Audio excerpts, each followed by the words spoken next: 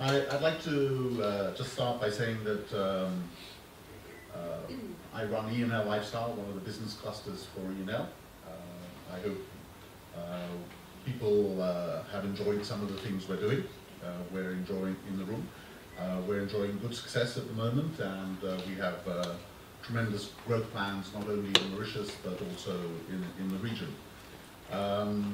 So I basically look after the development as well as the operations. So in development, a major part of my role is making sure that we get the right funding for projects we want to do, and then once we set them in place, they operate at at a good level. So in the end, I spend a lot of my time thinking about market opportunities and thinking about customers. And a guru once said to me, customers are not buying a quarter-inch drill, they're buying a quarter-inch hole. And I'm sure some of you might have heard that. But in the end, what does that say? You have to not look at products and services, but you have to try and understand buyer motivations. And I think the fundamental of all marketing is trying to understand buyer motivation. And that's what we spend a lot of time doing. Looking for that white space in the marketplace where there is buyer motivation that other people don't necessarily operate in, and we are the first in. It's the art of war for retailers, I suppose. So what do we currently do? We started E&L Lifestyle at the same time that E&L Property basically went into the forefront in commercial centres, etc., etc. And commercial property is all about yielding assets. And in the end, E&L Lifestyle is part of the yielding asset. Our role is to make sure that in our small way we help our commercial activities in property become yielding. So we are commercial, we're business oriented, we are profit driven, we do want to give return to our shareholders, etc., etc. So in the end, marketing, which I think is still at its lowest stage in evolution in Mauritius, has great growth potential here, I believe, because I think we can do a lot better in it. And businesses can learn a lot better. I think many businesses are product driven rather than marketing driven. So, we like to not just deliver a restaurant, we want to deliver a brand. So when you deliver a brand, I think it is a bit of a wheel of fortune. You spin a wheel, and are you lucky or are you not lucky? But you can minimize your risk, and you minimize your risk by trying to establish your brand goals. What customer engagement do you want? What is the exact customer experience you want? How do you establish customer value? How do you look at customer loyalty? And then, as everyone says, you have to then, the next step, look at execution. When you do branding, when you do strategy, in the end it is about making choices. CEOs unfortunately have to make choices. So these choices are about who do you target, what is your customer, not only demographically but psychographically. And I think the whole issue of psychographics in marketing is still in its infancy here in Mauritius, and we really need to get better data on it. We are multicultural, etc., etc. So Mauritius is actually psychographically one of the most difficult places to operate.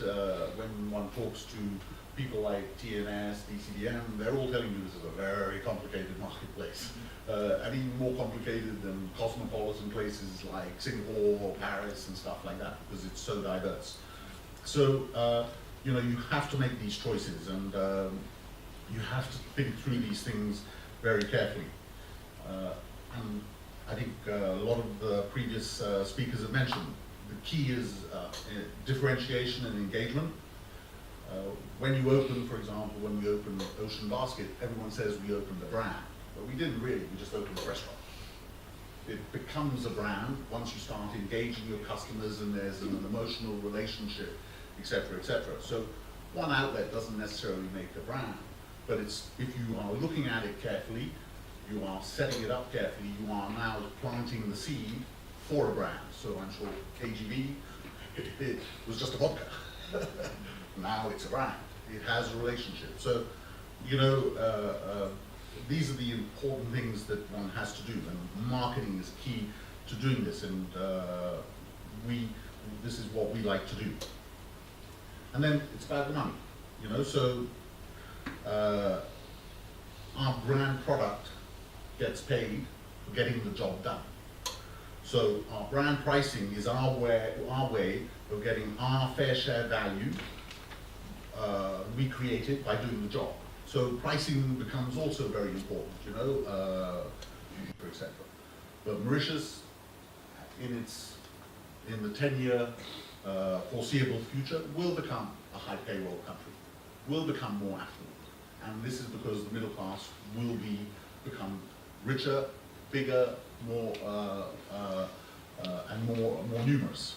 And I think most of the people here will understand that this is where, in the end, growth is going to come from, is the middle class. So, as I said earlier, I think one of our, I think my execution is our secret sauce, in using a food and beverage term. You have to execute well. If we were selling water in the Sahara, we could say our market was everyone, but we're not. We're selling specific products in Mauritius, in the Regis. So in order to do that, you have to execute it well, and you have to spend a lot of time on execution. We unfortunately work a little bit with DCDM, but most probably we'll try and work a little bit more with TNS, and we spend a lot of information trying to work, spend a lot of energy and resources trying to work on who our targets are, how do we engage them, and we basically fall into, we get the demographic information, we get databases. We now hold most probably a relatively powerful database, at least in our market. We are sitting at about 25,000, 30,000 people on our database, and this is with full data, not only demographics, but psychographic behavior as well. So over the next 10-year horizon, we see ourselves sitting at 75, 100,000 people on a database where we can communicate and engage much more actively. We all believe we are Homo sapiens, I hope, but we have a new term in the office where we call all the younger generation actually Homo digitus. You know, because they're all digital now. I sit there and I can't understand what the hell they're doing, you know? I really can't, you know? Now they're doing this and that and this, and I'm going, what the hell are they doing? So anyway, it's a whole new way of living, and me in my old age, I'm trying to learn to grapple with it, but it is a fundamental change, and people who were saying earlier that this mobile platform that is happening, it is happening, it has happened. One better get on board, and Homo digitus is here to stay. How do we handle it? How do we understand the people? There are a lot of opportunities in marketing in understanding that. I think the next step is winning ways, you know? It's this culture that people have talked about in the teams. And I often go and I ask organizations, who's the decision maker? And invariably everyone points to the boss. So it's a fundamental problem. That means the people who are doing the job don't necessarily believe they're the decision maker. And decision makers, for example, in a restaurant, are the frontline staff. They're not me. They're not the restaurant manager. So decision making, I think, is one of the key issues and failures in Mauritius, and it's where one has to spend a lot of time training frontline people that they are decision makers. The finger shouldn't point upwards. The finger should point back.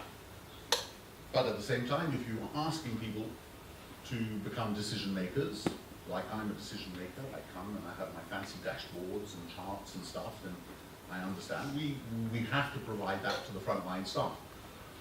So we are working quite closely with our IT department, and I believe in a year or so, every single staff member in E&L Lifestyle will get a tablet as part of his uniform, and his KPIs will be on his tablet. We will give him feedback on how he has done, how the customers are feeling on his tablet every day. Just like I come to the office and I click on and I get my whiz-bang dashboard, he will have his whiz-bang dashboard. It is critical. It is absolutely critical in Mauritius that the frontline staff are taught to become decision makers, and in order to teach them to become decision makers, you have to give them the tools, the respect to be decision makers, like I get. You know, so really you have to turn the pyramid upside down. The second thing we do with all our staff is we heavily incentivize them. No one in service who does service well and looks after people should ever be considered, should be thought of as a low-wage earner. It is my fundamental belief. If you look after people, you must have a minimum aspiration of being middle class. So we heavily incentivize all our staff. Every single person is incentivized. So we just closed our books at the financial year, and no one in E&L Lifestyle earned less than 18 months' pay last year.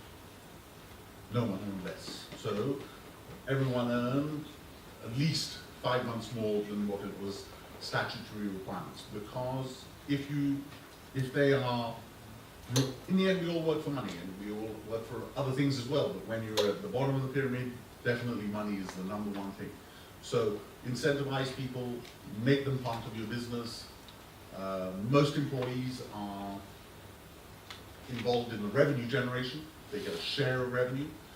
We don't put it on profit because profit depends on my decisions, other people's decisions, not on their decisions. Revenue depends on frontline decisions. So we incentivize heavily on revenue, and I think we're the first major company that does that, and I believe it's having enormous impact. We have very little turnover, we have very good participation, and I think as we go to the next step of dashboards and KPIs, we will see people being able to self-manage themselves much better.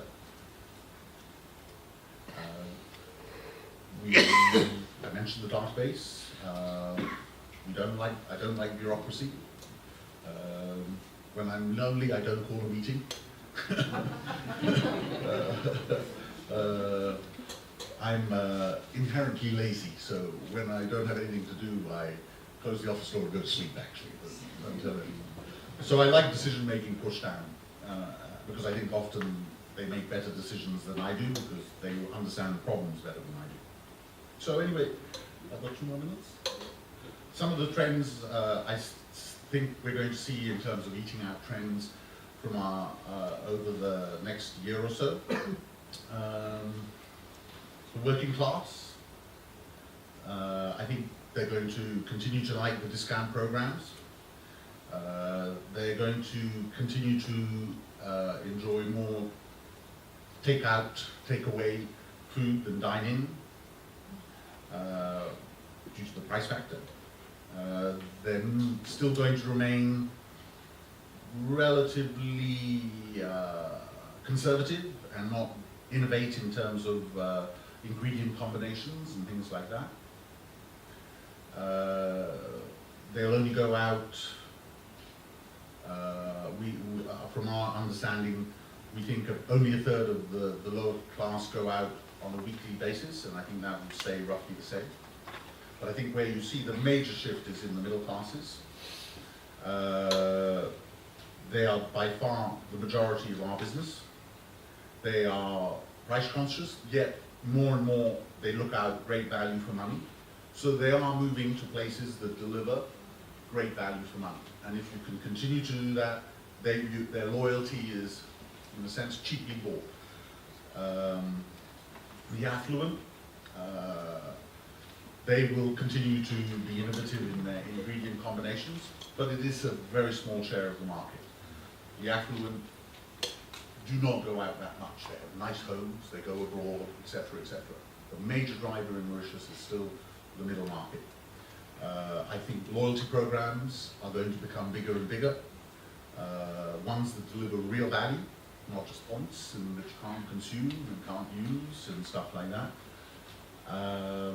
So I think we're we see a very bright future around the corner.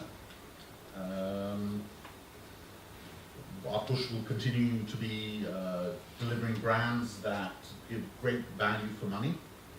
I think this is the biggest opportunity. I think the middle class are, on the whole, poorly served, and those who get around to serving them better will reap the benefits. So I think 2015 will be another turnaround year after the elections, and I think Mauritius will find its well-renowned big smile on its pretty face. So we're very confident, and thank you very much.